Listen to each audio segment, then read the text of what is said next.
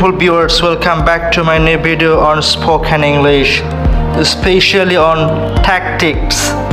আজকে আমরা শিখব কিভাবে স্পোকেন ইংলিশটাকে ডেভেলপ করতে হয়। সেক্ষেত্রে দুইটি গঠন আমরা এখানে দিয়েছি, একটি হচ্ছে শুডের ব্যবহার আর একটি হচ্ছে মাস্টের ব্যবহার।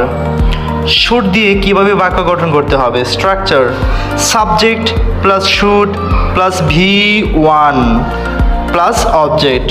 Example, we should help him, তাকে আমাদের সাহায্য করা উচিত। আই শুড ডু ইট, এটা আমার করা উচিত।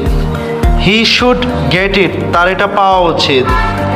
মাস্ট অবশ্যই, structure subject plus must plus V1 plus object. You must take it, we must respect our teachers. Thank you.